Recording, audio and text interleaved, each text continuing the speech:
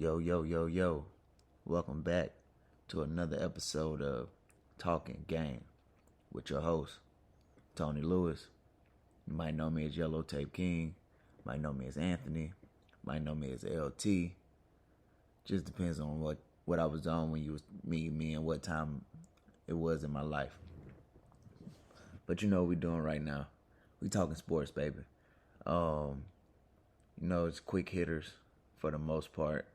But I really want to get into this Fernando Tatis suspension.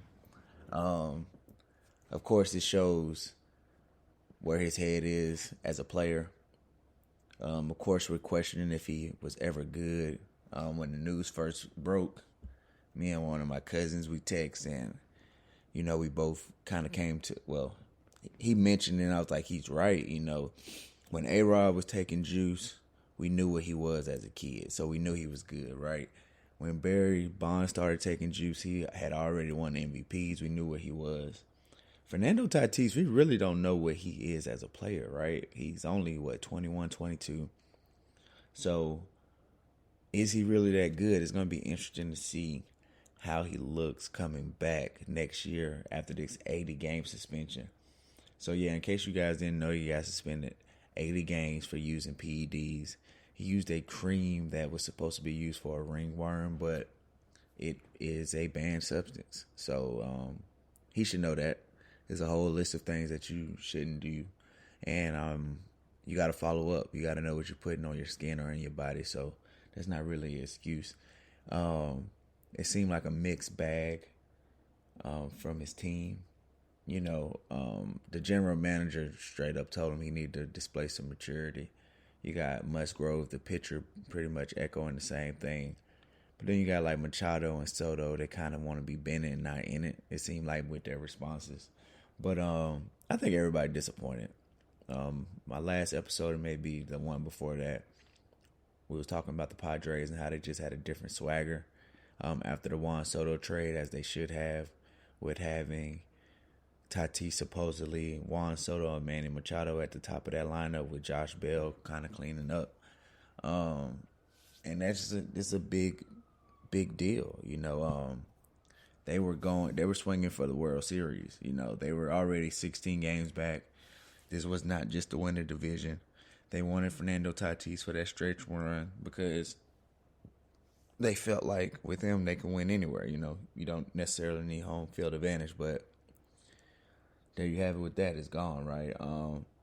But he had a lot of incidents. That's why the general manager is asking for him to show some maturity. I mean, he missed the first half of the season dealing with injuries, and the injuries come from a motorcycle accident.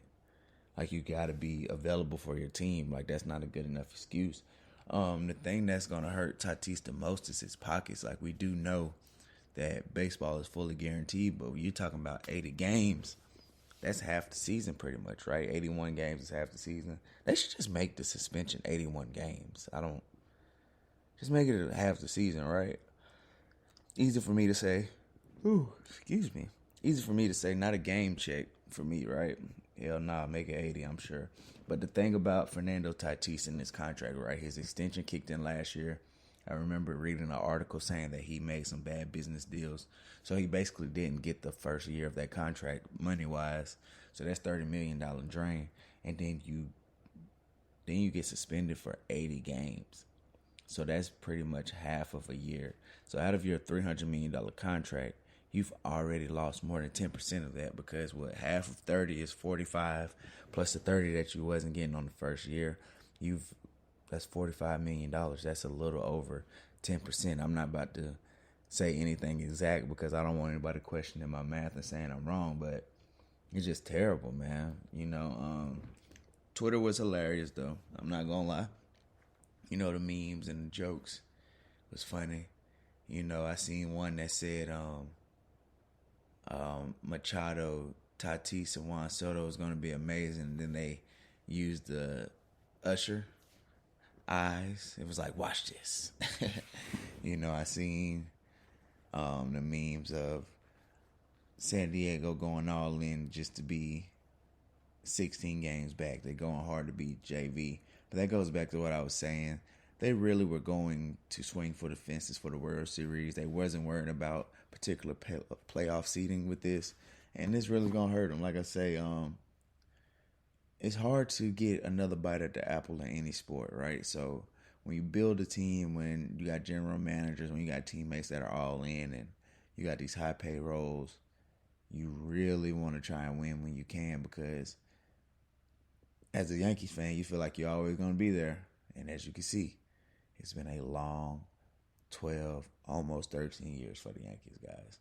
So, yeah, man, but that's all I got for Fernando Tatis, man. Hopefully next year he comes back more mature and ready to play for, the 140 games that he'll be able to play, because I think it's, 40 games here. So he'll probably play 120 next year. So, hey, man, hopefully he come back. He's a fun, exciting player to watch. So hopefully he can give us a full season to play. But now we want to move on. Well, I'm going to move on to Kevin Durant. Now it's starting to seem like anywhere but here. Philly's now in the mix. I'm pretty sure the pieces for that would revolve around Tobias Harris for contract money-wise and Maxey as the future centerpiece of that trade. That would be pretty interesting, though. You put James Harden, who has now became just a great facilitator, not so much of a scorer. I think anybody who's watched him the last year and a half can agree to that. That's not bad. He's still somebody who give you 20 a night, but he's more of somebody who's definitely trying to get you 12 assists and just run the offense like a point guard. For KD, he fits in anywhere, and then the spacing that'll give Joel Embiid to just operate in the post would just be amazing. But he being Kevin Durant gives the Nets an ultimatum, which was interesting. Steve Nash, Bobby Marks, or me. And honestly, if you're looking from the top and you're just looking at the results, you're not looking at it as Kevin Durant. You're kind of saying, you got some big balls, right? We gave you a fully guaranteed contract. We knew you was going to redshirt the first year of it. The second year of it, okay, you played and you got us one round, the first round win.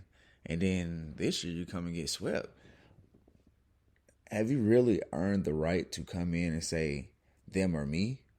Have you won enough? It's not like you Kobe coming off a three-peat, right?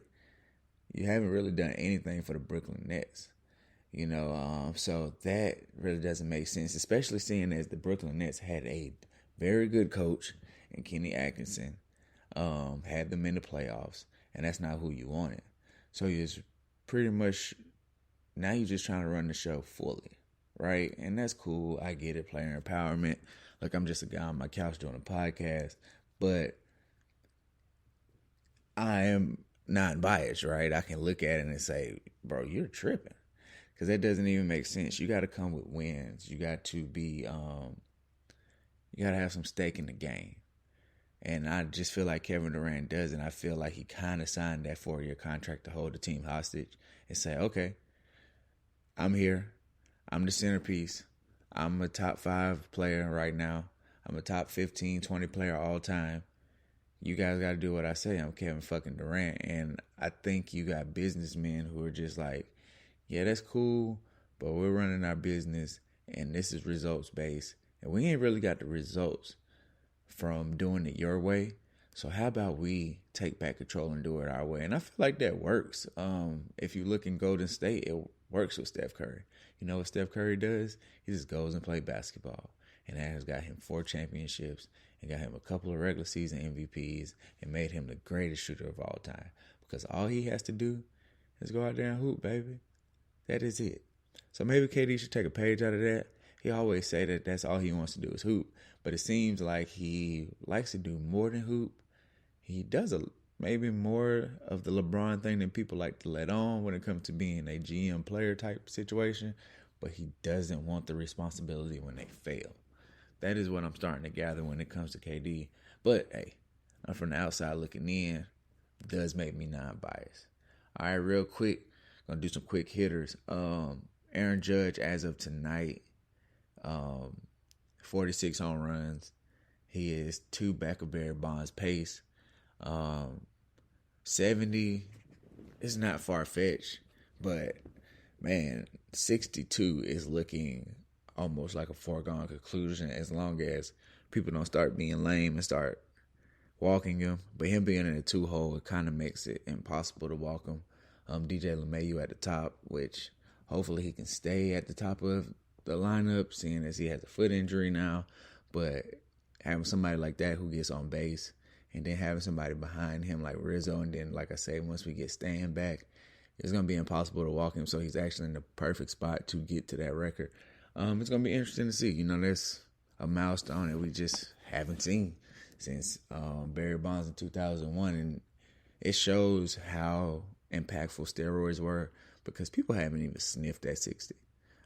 Stanton did in his MVP year, but I think he's finished at like 57. Other than that, if somebody gets to 50, that is amazing. So it just shows you what steroids are doing in that era, and it shows how small the baseball parks were in like the Mickey Mantle, Babe Ruth era. But hey, still respecting them because it takes a lot of power to drive that baseball. NBA, they are retiring Bill Russell's number league-wide. Awesome. Great thing to do. Similar to Jackie Robinson and MLB. After the players that have it right now wear number 6, no player will ever wear number 6 again, which is cool. Little LeBron, he's going to be one of the last people to wear 6. That's pretty dope. Going forward, college football put out their rankings. I don't even know what that really means in August. Honestly, it just means that maybe some teams that aren't that good, as long as they keep winning against lesser competition, they can kind of just play their way to the top. Some teams that are that good, they're just going to have to, and not ranked, they're just going to have to prove themselves, right? You're going to get your upsets the first weekend. The first month is always going to be crazy. So other than like your top 4 teams, your Alabama, Ohio State, Georgia,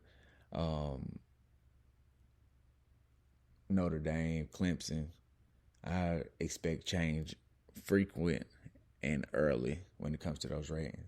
And the last thing I want to talk about real quick on these quick hitters is why are we studying training camp so much?